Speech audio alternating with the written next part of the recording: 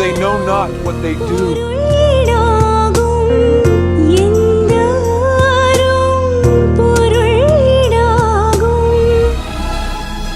It is finished. Father, into your hands I commit my spirit. என்னை முற்றிலும் உமக்கு அளிக்கின்றேன்.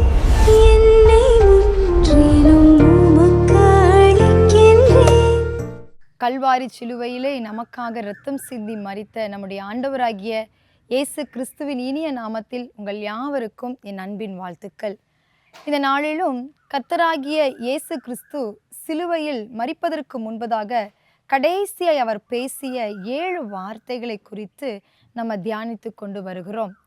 இப்பொழுதும் நான் உங்களோடு கூட பேச இருக்கிற வார்த்தை 5வது வார்த்தை. யோவான் எழுதின சுவிசேஷம் 19ஆம் அதிகாரம் 28வது வசனத்தில் இயேசு சிலுவையில் 5வதாக பேசிய வார்த்தை கொடுக்கப்பட்டிருக்கிறது. அதன் பின்பு எல்லாம் முடிந்தது என்று இயேசு அறிந்து வேத வாக்கியம் நிறைவேறத்தக்கதாக தாகமாயிருக்கிறேன் என்றார். கிறிஸ்துவனுடைய பிறப்பு முன்னறிவிக்கப்பட்டது. கிறிஸ்துவனுடைய வளர்ப்பு முன்னறிவிக்கப்பட்டது. அப்படியே கிறிஸ்துவனுடைய மரணமும் கிறிஸ்துவினுடைய உயிர்த்தெழுதலும் முன்னறிவிக்கப்பட்டது. சங்கீதங்களில் நம்ம பார்க்கிறோம் 69:21வது வசனத்தில், என் ஆகாரத்தில் கசப்பு கலந்து கொடுத்தார்கள், என் தாகத்துக்கு காடியை குடிக்க கொடுத்தார்கள் என்ற இந்த வேத வாக்கியம் நிறைவேறும் வண்ணமாக அன்றைக்கு இயேசு சிலுவையில் தொங்கிக் கொண்டிருந்த அந்த நேரத்தில் தாகமாயிருக்கிறேன் என்று அவர் சொன்னார். பிரியமானவர்களே, இன்றைக்கு இந்த பூமியில் ஒரு மனிதன் மிகவும் அதிகமாக ஒரு கடினமான வேலை செய்துவிட்டு அவன் வீடு திரும்பும் பொழுது அவனுக்கு தாகம் வருகிறது. அல்லது அவன் எங்கேயோ சென்று விட்டு ஒருவேளை விபத்துக்குள்ளாகிறான் என்றால், அவன் கீழே விழுந்த இடத்தில் அவனுக்கு அடிபடுகிறது என்றால் முதலாவதாக வெளியேறுகிறது தண்ணீர் தான். தண்ணீர் வெளியே வந்ததற்கு பிற்பாடுதான் இரத்தம் வெளியே வருகிறது.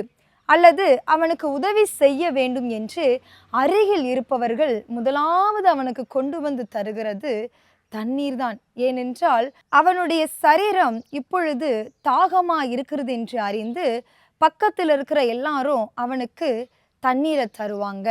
அப்போ இயேசுவானவர் அவர் அடிக்கப்பட்டு நொறுக்கப்பட்டு பாடுகளை அனுபவித்து கொண்டு வருகிறார் பல மணி நேரம். நிச்சயம் அவருக்கு சரீர பிரகாரமான ஒரு தாகம் இருந்திருக்கும். ஆனால் அப்பொழுது இயேசு சிலுவையில் மரிக்கும் தருவாயில் அவர் தாகமாயிருக்கிறேன் என்று சொன்னது அவருடைய சரீர தாகத்தை அல்ல, அவருடைய உள்ளத்தில் இருந்த ஆத்தும தாகத்தையே அவர் வெளிப்படுத்தினார். ஏனென்றால் அவர் சிலுவையில் முதலாவது பேசிய வார்த்தை, பிதாவே இவர்களுக்கு மன்னியும் என்று. அதுவும் இந்த மனு குலத்திற்கு ஒரு தவிப்பாய் இருந்தது. 2வது அவர் பேசிய வார்த்தை, இன்றைக்கு நீ என்னுடனே கூட பரதீசில் இருப்பாய் என்று. அதுவும் மனு குலத்தை குறித்ததான ஒரு தாகமாய் இருந்தது.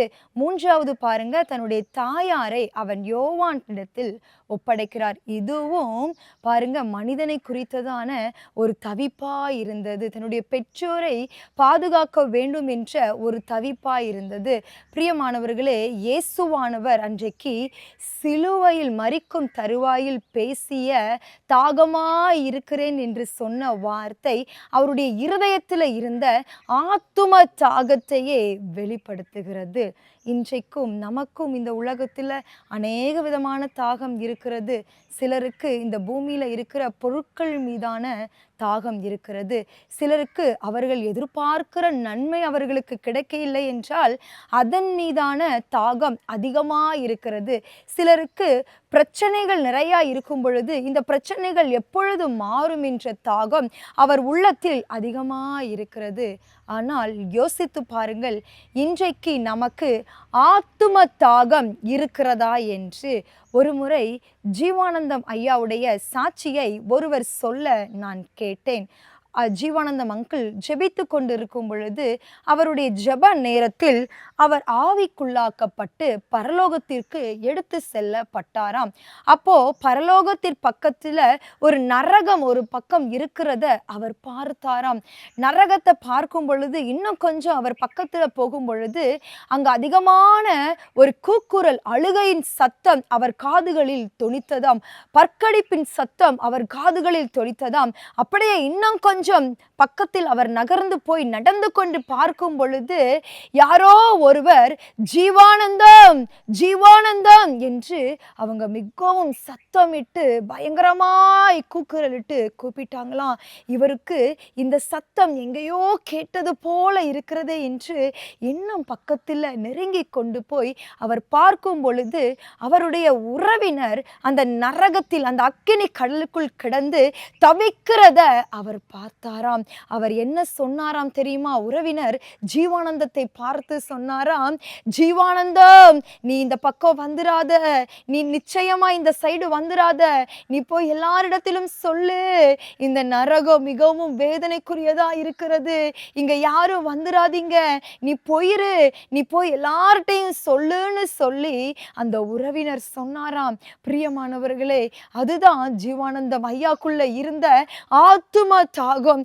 எந்த ஆத்துமாக்களும் அழிவுக்கு நேராக போய்விடக்கூடாது, இந்த அக்கினி கடலுக்குள் தள்ளப்பட்டு விடக்கூடாது, அங்க அழுகையும் பற்கடிப்பும் இருக்கிறது, இதுக்குள்ள என் ஜனங்கள் வந்து விடக்கூடாது என்று அன்றைக்கு அவருக்குள்ள ஒரு ஆத்தும பாரம் வந்ததாம். அதுதான் அதற்கு பிற்பாடு அவர் ஜெப நேரத்தில் இருந்து அவர் எழும்பி வெளியே சென்று தேவனுக்காக வைராக்கியத்தோடு கூட ஆத்துமாக்களை ஆதாயம் படுத்தினார். ஒரு பெரிய எழுப்புதலை சென்னை பட்டணத்தில் நிச்சயமாய் சொல்ல முடியும். அநேக முழுரவு ஜெபத்தின் மூலமாக அங்க ஒரு பெரிய எழுப்புதலை நம்முடைய கண்கள் பார்த்தது. ஆண்டவர் நிச்சயம் ஜீவானந்தம் ஐயாக்குள்ள அப்படிப்பட்டதான ஒரு தாகத்தை வைக்கிறதுக்கு காரணம் அவருக்குள்ள இருந்த அந்த ஆத்தும தாகம், ஜனங்கள் மீது இருந்த அந்த ஆத்தும தாகம் அவரை பயன்படுத்தினது.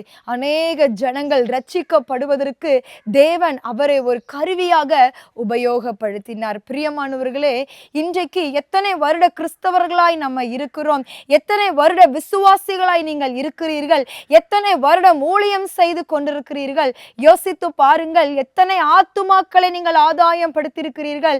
தேவன் நிச்சயம் உங்களிடத்தில் கணக்கு கேட்பார். பிரியமானவர்களே, இனி காலம் செல்லாது, கர்த்தருடைய வருகை சமீபமாய் விட்டது. அநேக காரியங்களை இந்த தேசத்துல நம்ம பார்த்து கொண்டிருக்கிறோம்.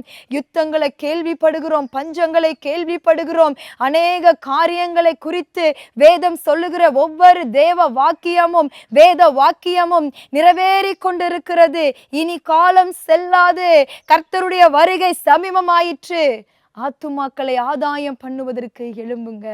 ஆண்டவருடைய தாகம் அதுதான். ஆண்டவருடைய தாகம் அன்றைக்கு சிலுவையில் பேசும் பொழுது அதுவாதான் இருந்தது. என் ஆத்துமாக்கள் ரட்சிக்கப்படணுமே, என் ஜனங்கள் ரட்சிக்கப்படணுமே, இந்த நரகத்திற்குள்ளாக தள்ளப்பட்டு விடக்கூடாது என்று.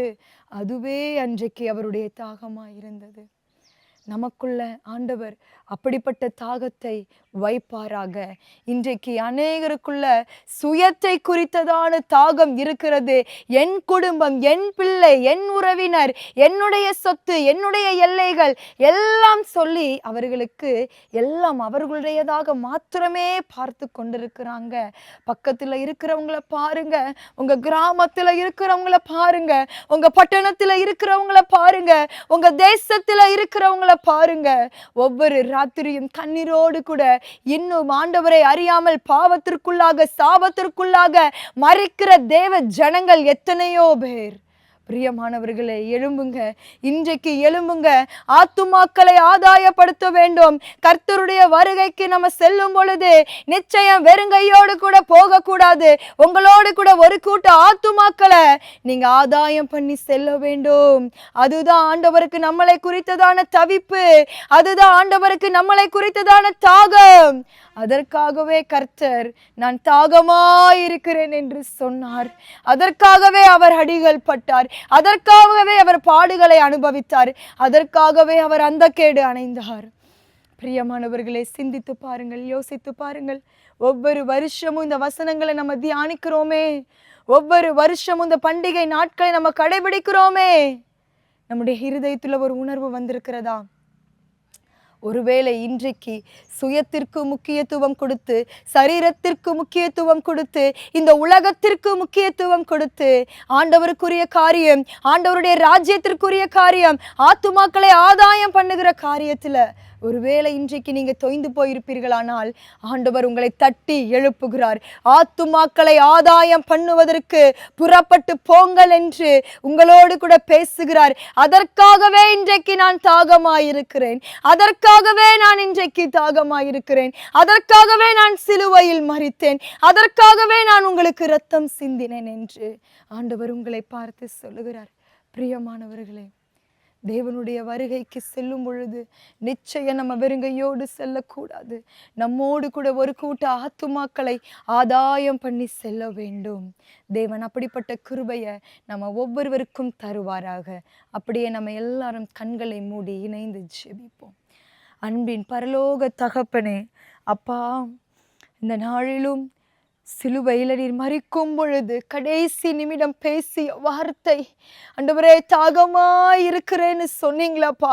இந்த ஆத்துமாக்களை குறித்ததான ஒரு தவிப்பு உங்க உள்ளத்துல இருந்தது போல எங்களுக்கு அப்படிப்பட்ட கிருபையை தருவீராகப்பா. ஆண்டவரே, இந்த நிகழ்ச்சியை பார்த்து கொண்டிருக்கிற, இந்த வேத வார்த்தையை கவனித்து கொண்டிருக்கிற அன்பு பிள்ளைகளுடைய இருதயத்துல ஒரு ஆத்தும பாரத்தை வைப்பீராக ஆண்டவரே. எல்லா சரீர தாகங்களும் மாறட்டும் அப்பா, உலக தாகங்கள் மாறட்டும் ஆண்டவரே. ஆத்துமாக்களை குறித்ததான தாகம் வரட்டும் ஆண்டவரே. அப்பா, உங்க கரத்தை வைப்பீராக. உங்க ரத்தம் தோய்ந்த கரம் இருக்கட்டும் அப்பா. இனியும் தன் குடும்பம், தன் சுயம் என்று யோசிக்காமல் ஆண்டவரே, பிறரை குறித்ததான, கிராமத்தை குறித்ததான, பட்டணத்தை குறித்ததான, தேசத்தை குறித்ததான ஒரு தாகம் அவர்களுக்குள்ள வரட்டும். இயேசுவின் நாமத்தினாலே வரட்டும் அப்பா. நீர் வைப்பீராக ஆண்டவரே. அப்படியா இவங்க கரத்துல ஒப்பு கொடுக்கிறோம் அப்பா. ஆண்டவரே, உம்முடைய வருகைக்கு வரும் பொழுது வருங்கையோடு அல்ல ஆண்டவரே, உம்முடைய தவிப்பை அறிந்தவர்களாக, ஆத்துமாக்களை ஆதாயம் படுத்துகிறவராக ஆண்டவரே உம்மை எதிர்கொண்டு வருவதற்கு எங்கள் ஒவ்வொருவருக்கும் அப்படிப்பட்டதான கிருபையை நீர் தரும்படிக்காய் ஜெபிக்கிறோம்ப்பா. உங்க கரத்துல ஒப்பு கொடுக்கிறோம்ப்பா. நீர் பெரிய காரியங்களை செய்யுங்க, மகிமைப்படுங்க. இயேசுவின் நாமத்தினாலே ஜெபிக்கிறோம் எங்கள் நல்ல பிதாவே, ஆமென். பிரியமானவர்களே, சரீர தாகம் எல்லாருக்கும் இருக்கிறது. அது ஒரு பக்கம் இருந்தாலும் நம்முடைய ஆத்துமால பிறருடைய ஆத்துமாவை குறித்ததான ஒரு தாகத்தை ஆண்டவர் இன்றைக்கு உங்களுக்கு தந்தரல் இருக்கிறார். நிச்சயம் ஆத்துமாக்களுக்காக தாகத்தோடு கூட செயல்படுங்கள், சுவிசேஷத்தை அறிவிங்கள். கர்த்தருடைய வருகையில ஒரு கூட்ட ஆத்துமாக்களோடு கூட சந்தோஷமாய் அவரை முகமுகமாய் சந்திப்போம். God plus.